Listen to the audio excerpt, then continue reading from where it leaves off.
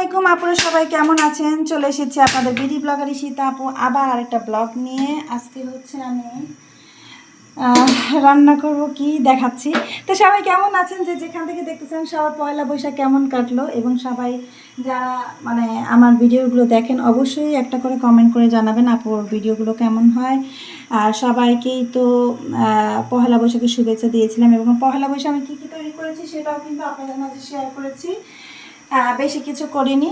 তো আজকে হচ্ছে আমি একবারে শর্টকাট একটা রান্না করব, সেটাই আপনাদের মাঝে দেখিয়ে দিব। ব্লগটা আমার অনেক ছোট হবে, সবাই ভালো লেগে থাকলে অবশ্যই একটা করে লাইক এবং আমার চ্যানেলটি সাবস্ক্রাইব করে দিবেন, ভিডিওটা সবাই শেয়ার করে দিবেন। আসসালামু আলাইকুম। তো এখন আমি আজকে শুরু করে দিই। হ্যাঁ, এই যে আমার কড়াইটা ধুয়ে চুলায় দিয়ে নিয়েছি,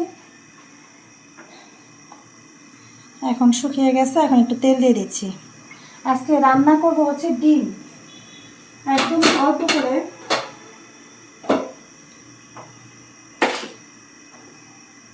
একদম অল্প করে। আর হচ্ছে এই তেলের মধ্যে হচ্ছে আমি একটু হলুদ দিয়ে নিই, কারণ হচ্ছে আমি ডিমের মধ্যে আর হলুদ কোনো মাখাই না, তেলের মধ্যে দিয়ে দিই। আর একটু সামান্য পরিমাণে লবণ দিয়ে দিই যাতে না ছেটে। ঠিক আছে, এই থিওরিটা হচ্ছে আমার নিজের। এই যে দিয়ে দিলাম, দেখবেন ডিম একদম ছিটবে না। তা আজকে অল্প করে ডিম শুধু রান্না করবো, ভুনা করবো, সেটা আপনাদের সাথে শেয়ার করবো। তো সবাই কেমন আছেন আপুরা ভাইয়েরা, সবাই তো কমেন্ট করে জানাবেন। আজকে ব্লগটা অনেক ছোট হবে, আমি শুধু আজকে ডিমটাই ভুনা করবো, আর কিছুই করবো না, কারণ এমনি অনেক রান্না করেছিলাম সেগুলো আছে। জাস্ট শুধু আজকে আমি এই ডিমটা ভুনা করে দেখাচ্ছি আপনাদেরকে।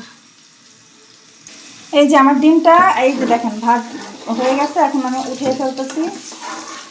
সিম্পল একটা রান্না করতেছি আজকে, এখানে আবার লেগে গেছে। তো এই যে পেঁয়াজ মরিচ দিয়ে দিচ্ছি।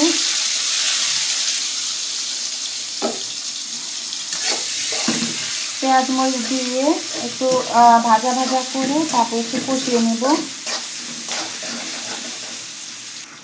তো বৈশাখেতে সবাই কেমন করলেন আপুরা? কিন্তু আমরা কোথাও বাইরে যাইনি, আমরা হচ্ছে ঘরের মধ্যেই ওই যে যা যা দেখলাম তৈরি করেছিলাম, মাছ ভর্তা, তারপর হচ্ছে টমেটো ভর্তা, এই ভর্তাগুলো করেই খাওয়া দাওয়া করেছি, শুধু বাইরে কোথাও যাইনি। যে রোদ ছিল, যে গরম, এই গরমে আসলে বাইরে যাওয়ার মতো না। তো আমি পানি রেখে দিয়েছিলাম, একটু পানি দিয়ে দিচ্ছি।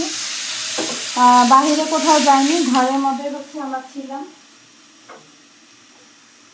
ঘরে থেকেই হচ্ছে আমাদের ইটা উদযাপন করেছি। আমি একটু হলুদ দিয়ে দিচ্ছি,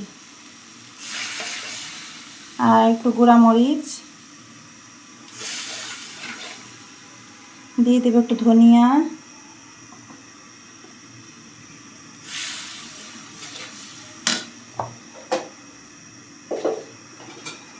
আর দিয়ে দেবো একটু লবণ পরিমাণ মতো, বেশি দেব না, কারণ যেহেতু এটাকে এই যে। আর একটু আদা রসুন দিব।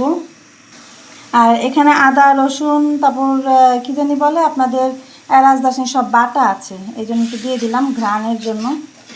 এই যে দেখেন একটু তেল বের হয়ে আসতেছে, কষানো হয়ে গেছে অলরেডি প্রায়। তো আমি এখানে ডিম সিদ্ধ করে রেখেছিলাম, ডিম এবং হচ্ছে আলুগুলো সিদ্ধ করে রাখছিলাম। আর আজকে একদম সিম্পল রান্না পুরা। কেন জানি না পান্তা ভাত খেয়ে একদিন মানে খেয়ে যেন শরীরটা কেমন ভালো ভালো লাগতেছে। এই যে এখন হচ্ছে এটাকেই করে আমি হচ্ছে যে ডিমগুলো ভেজে রেখেছিলাম সেটাও দিয়ে দেব।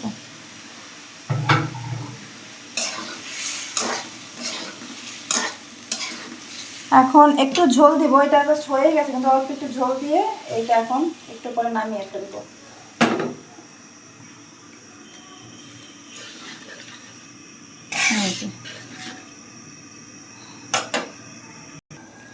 এই যে আমার ডিম ভুনা রান্না করাটা শেষ। তো কেমন লাগলো আপুরা সবাই কমেন্ট করে জানাবেন আপুরা ভাইয়ারা। আর আজকে আমার এই একটাই তরকারি আর হচ্ছে ভর্তাগুলো আছে, এবং অনেক কিছু সবজি রান্না করা আছে। সো এই জন্যই একটা তরকারি আজকে আপনাদেরকে করে দেখালাম। কেমন লাগলো সবাই কমেন্ট করে জানাবেন, ভালো লাগলে অবশ্যই একটা করে লাইক, চ্যানেলটি সাবস্ক্রাইব করে রাখবেন, ভিডিওটা সবাই শেয়ার করে দিবেন। আসসালামু আলাইকুম।